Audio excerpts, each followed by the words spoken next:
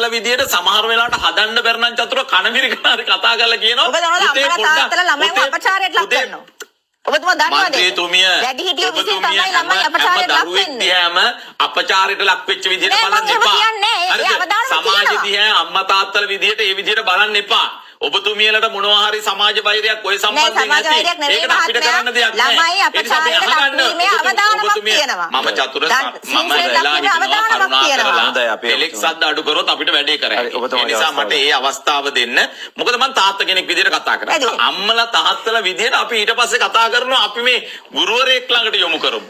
එහෙම නැත්නම් මේ ගුරුවරයාට කියමු මේ එහෙමයි පවුල් වල අද තාත්තා රැකියාවෙන් හෙම්බත් වෙලා අම්මා අර ගෙදර ඇතුලේ තියෙන ජීවිතයත් එක්ක පොරබදනවා කොහොමද තුන් වේලා කණ්ඩ වේලා හම්බ කරලා දෙන්නේ කියලා. ඉතින් ඒ නිසා ලොකු තෙරපුමක් තියෙනවා. ඉතින් එතකොට මේ තෙරපුමාස්සේ නීතියක් හදනවා කෙලින්ම අර ඉල්ලීම් වලට. දැන් මේකේ අමුතුවෙන් සමලිංගිකයින්ට අවස්ථාව දෙන්න දෙයක් නැහැ.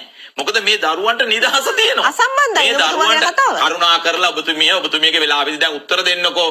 ඒ හින්දා මම මේ පනත කියවලා මේ පන විතර මේ හරි ඉතින් මම මගේ බොරුව මට කියන්න දෙන්නකෝ. ඒ නිසා ඔබතුමියක නිවැරදි කරන්නකෝ. ඒකනේ ආණ්ඩුව ඉන්නේ.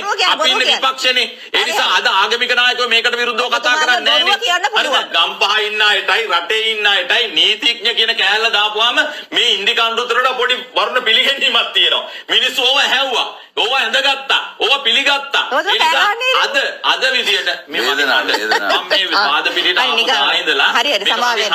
හරියට ඒකට ඔබතුමීට ප්‍රශ්නයක් තියෙනවා. ඒකෙන් හිංසනයක් ඔබතුමීට ලැබෙනවා. නෑ කිසි හිංසනයක් මාව හිංසනයක් කරලා ලේසි නෑ. දඬුවමක් කරයි දන්නේ නෑනේ. හරිද? ඒ නිසා හඬට බය නම් නෑ හඬට බය නෑ. ඒක හිංසනයක් නම් ඔබතුමීට මගේ හඬත් එකයි වැඩත් එකයි. ඔබතුමා තරතරන් ලේසි මාව හිංසනයට ලක් කරන්න බෑ. ඒ නිසා හඬත් එකයි මගේ වැඩත් එකයි. ඒ නිසා ඔබතුමී එකට කලබල වෙන්න එපා.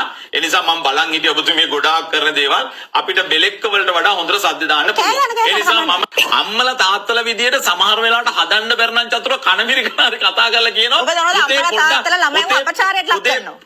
ඔබතුමා දන්නවද? වැඩිහිටියෝ විසින් තමයි ළමයි අපචාරයට ලක් වෙන්නේ. දිහාම අපචාරයට ලක් වෙච්ච විදියට බලන්න එපා. සමාජ දිහා අම්මා තාත්තලා විදියට ඒ විදියට බලන්න එපා. ඔබතුමියලට මොනවා හරි සමාජ වෛරයක් ඔය සම්බන්ධයෙන් ඇති. ඒකට අපිට කරන්න දෙයක් නැහැ. ළමයි අපචාරයට ලක් වීමේ අවදානමක් තියෙනවා. මම චතුර මම